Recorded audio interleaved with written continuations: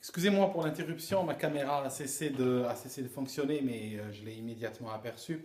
Donc, je disais que l'année platonique a été définie durant la préhistoire autour de 26 000 ans, qui est aujourd'hui une valeur tout à fait correcte. Et en fait, elle est due au fait que l'axe de la Terre, l'axe de la Terre elle-même, cet axe de rotation, si vous regardez de loin, eh ben, il fait un cercle comme ça. C'est ce qu'on appelle le mouvement de précession. Ça signifie que c'est un peu comme une toupie.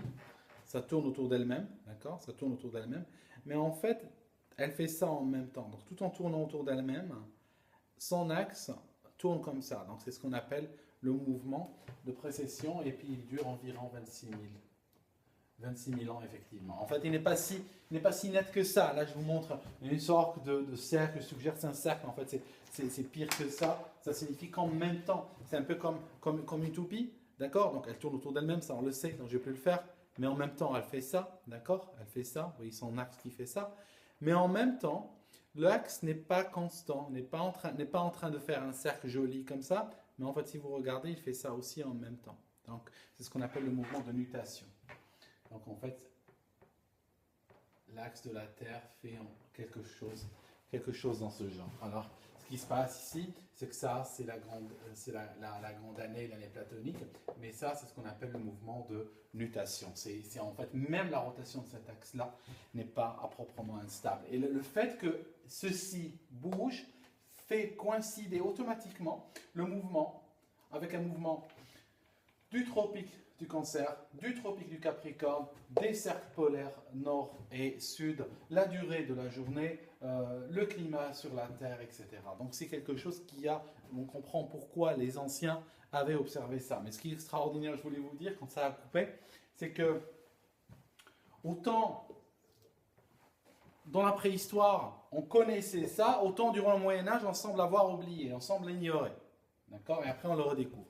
Et ce qui se passe, c'est que quand on regarde ce savoir-là, qui a intéressé l'humanité depuis très longtemps, on constate comme si l'humanité, sur ce savoir-là, mais pas seulement sur plein de choses, semble passer par des périodes de savoir, et puis tout à coup sombrer dans des périodes d'oubli. Puis après, elle réémerge plus tard. C'est un peu ce que fait le Soleil, hein, vous comprenez? Ici, ce qui se passe, c'est que le Soleil, avant d'atteindre le point le plus au sud, d'accord, si on imagine qu'il part dans ce sens, avant d'arriver au point le plus au sud, on est dans ce qu'on appelle le Sagittaire. On est dans le signe du zodiaque Sagittaire. Alors en fait, il faut savoir que les signes du zodiaque ont une sorte de symbolique qui est très liée au mouvement du soleil. Et en même temps, ce qui se passe, c'est quand on regarde dans les religions, on va retrouver cette même symbolique du soleil qui va influencer les religions. Alors là, il y a énormément d'opinions sur ce sujet. Il y a des gens qui peuvent vous démontrer par A plus B des dessins comme ça et vous reprendre les grandes religions que nous connaissons et vous montrer qu'ils ont une source à la base qui est la divinité originelle de tout, qui est le soleil, que toutes ces religions sont basées sur le culte du soleil, si vous voulez, parce que l'humanité, pendant très longtemps, a voué un culte absolument extraordinaire au soleil, et peut-être qu'elle continue à lui vouer un culte extraordinaire, mais peut-être sous d'autres formes. Et moi, je ne vais pas aussi loin, je ne vais pas vous dire ça, moi je suis plutôt de la faction qui dit que les religieux, ce qu'ils ont fait, ils ont énormément pompé une grande partie de leur inspiration, une grande partie de leur symbolisme. Ils l'ont pompé chez d'anciennes religions qui avaient le soleil pour divinité ultime. C'est très important ça. Alors ce qui se passe ici, pourquoi il s'appelle tropique du Capricorne, pourquoi il s'appelle tropique du Cancer? Alors tout simplement, c'est que le soleil, avant d'arriver au 21 décembre, nous vivons ce qu'on appelle le signe du Sagittaire. Le signe Sagittaire, il a quoi? Il a un arc. Et ce qui se passe, c'est qu'au moment où on arrive là, le Sagittaire, il lance son arc, il flingue le soleil. Le soleil arrive au niveau le plus bas, il meurt. Voilà, le soleil est mort. Le soleil est mort ici. C'est le point le plus bas. Quand on est au nord, c'est comme ça qu'on le voit. On le voit que le soleil vient de mourir. Parce qu'on ne va le voir pratiquement pas. Il va surgir à peine sur l'horizon et redescendre. il est triste, il est très bas, ses rayons sont très faibles.